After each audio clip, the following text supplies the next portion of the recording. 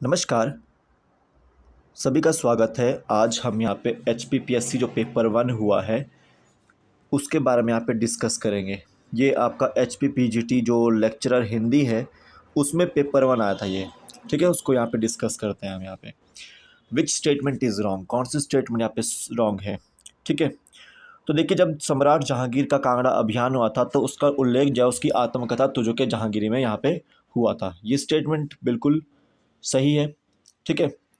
आप देखिए, याद रखना है, नगरकोट किले की जो घेराबंदी थी, उसका विजय का जो उल्लेख है वो सुल्तान फिरोज शाह तुगलक ने जाओ फारसी स्रोतों में मिलता है उसका। ये भी स्टेटमेंट यहाँ पे सही है। अब देखिए, जो आपका शाश फतेह है, तो उसकी जानकारी जो है उसमें जो है वो जानकारी कांगड़ा किले की विस्तृत जानकारी यहाँ पे मिलती है, अवेलेबल मिलती है, ठीक है? ये भी स्टेटमेंट यहाँ पे नॉट अवेलेबल है। यही स्टेटमेंट यहाँ पे इसका आंसर होगा। सी ऑप्शन बिल्कुल राइट आंसर है इसका, ठीक है? देखिए, पहाड़ों के शासकों के को लगभग 200 वर्षों तक मुगल शासक अकबर की अधीनता तथा करद बनकर रहना पड़ा था। बिल्कुल सही स्टेटमेंट है यहाँ पे ये। तो यहाँ पे सी ऑप्शन बिल्कुल राइट आंसर है कि यहाँ पे बोला गया था कि शाश फतेह जो है वो उससे कांगड़ा का जो किले का इतिहास यहाँ पे नहीं मिलता है, लेकिन मिलता है, ठीक है? सी ऑप्शन बिल्कुल राइट आंसर है।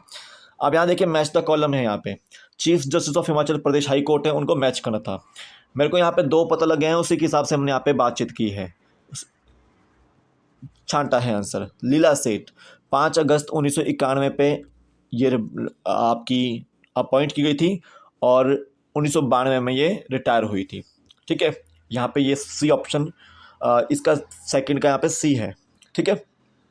अब देखिएगा, अगर मैं एस के सेठ की बात करता हूँ तो एस के सेठ की अपॉइंटमेंट 22 जून के आसपास हुई है, ठीक है? तो यहाँ पे डी का यहाँ पे चौथा है, ठीक है? तो यहाँ पे ए ऑप्शन यहाँ पे मेरे को देखने को यहाँ पे मिल रहा है।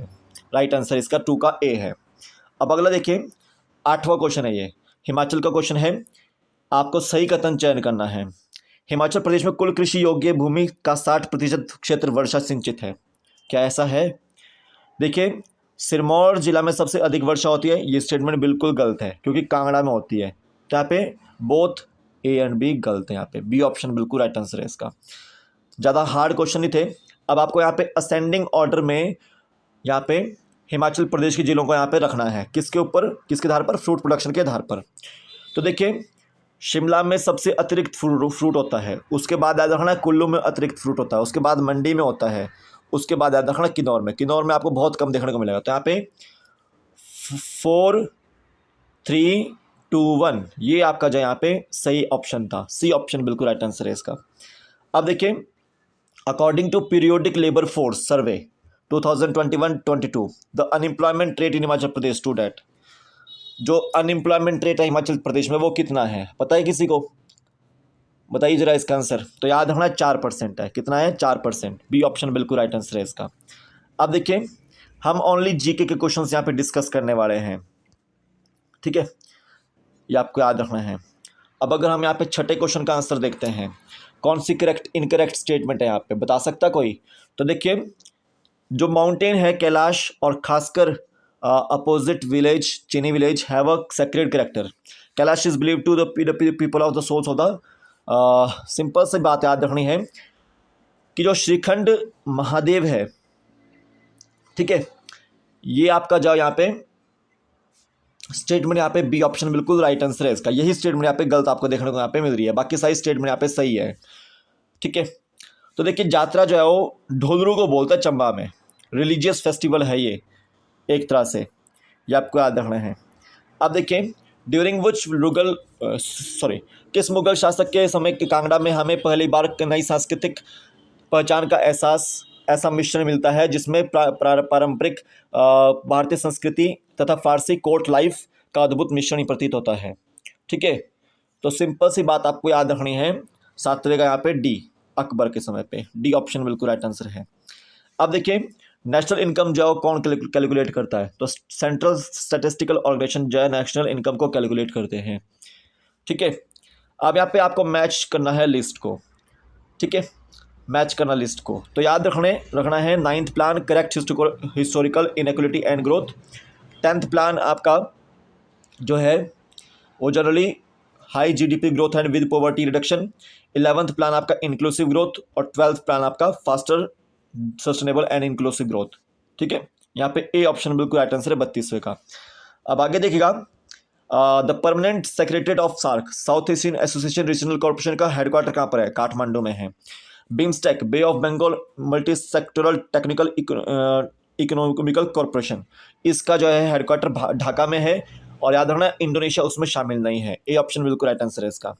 अब देखिए ब्रिक्स बैंक का जो हेडक्वार्टर है, याद रखना है आपको, वो शंघाई में है। Saudi Arabia, Egypt, United Arab Emirates, Iran, Ethiopia BRICS group में 2023 में शामिल हुए हैं। तो ए ऑप्शन बिल्कुल राइट आंसर है इसका।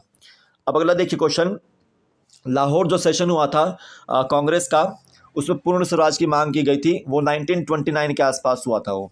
ठीक है, सिविल डिसोबीडियंस मूवमेंट 1930 में हुआ था। ठीक है, 30-31 में। तो यहाँ पे दोनों स्टेटमेंट यहाँ पे इनकरेक्ट है, ये both B and both A and B are incorrect. तो 38 जगह यहाँ पे बी ऑप्शन राइट आंसर है। अब देखिए परमानेंट सेटलमेंट लॉर्ड कॉर्नवालिस के समय पे आया था 1793 में। ए ऑप्शन बिल्कुल राइट आंसर है इसका। अब देखिए ग्लोरिया गोल्डिन ने नोबल मेमोरियल प्राइज यहाँ पे economic science to work on किस फील्ड में लिया था उन्होंने? इकोनॉमिक साइंस में कौन से जो है वो क्या टॉपिक था उसका? तो woman historical and contemporary role in labour market, इसका आंसर है बी ऑप्शन बिल्कुल राइट आंसर है इसका। अब देखिए एक उभरती जनरेटिव एआई प्रौद्योगिकियों में से कौन सा टूल टेक्स्ट इनपुट के आधार पर यथार्थवादी तस्वीरें तैयार करता है? तो डल ई, कौन सा है? डल ई, बी ऑप्शन बिल्कुल राइट आंसर है इसका।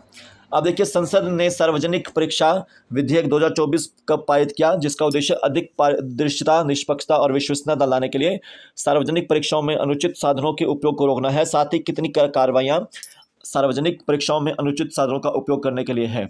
तो इसमें आपको ध्यान देना है, जो 45th का आंसर है वो सी है। 6 फरवरी 2024 को ये आया था, 15 कार्रवाइयाँ इसमें हैं।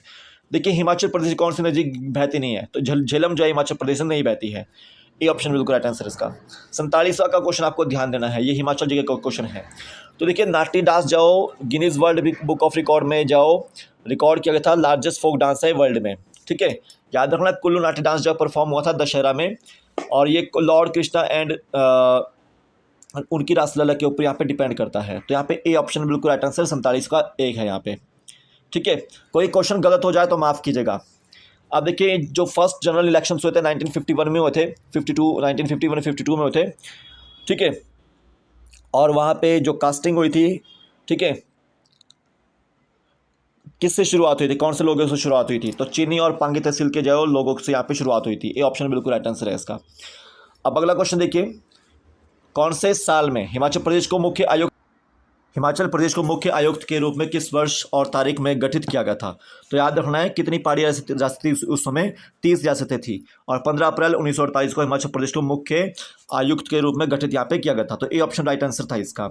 अब देखिए यहाँ पे 50वां क्वेश्चन है, हिमाचल प्रदेश असेंबली जो पास हुई थी, पंचायती राज एक्ट 1994 में पास हुआ था, 23 अप्रैल 1994 को वो इम्प्लीमेंट हुआ था।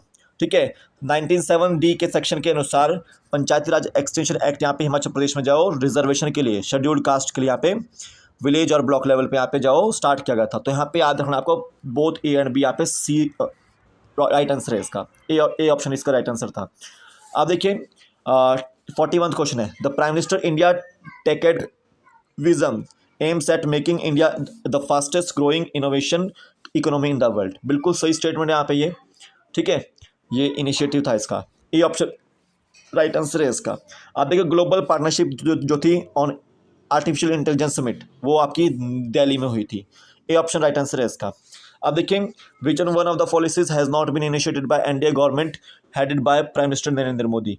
तो देखिए कौन सी एनडीए गवर्नमेंट की पॉलिसी नहीं है? तो याद रखना है कि जो आपकी setting up of national innovation council, ये एनडीए गवर्नमेंट की पॉलिसी यहाँ पे नहीं है। ठीक है, ये स्टार्ट नहीं की थी।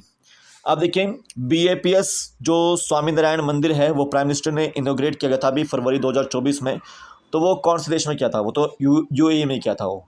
बी ऑप्शन बिल्कुल राइट आंसर है इसका। अब याद रखिएगा belt and road initiative is often described as a 21st century silk road made up of belt of overland corridors and maritime road of shipping lanes।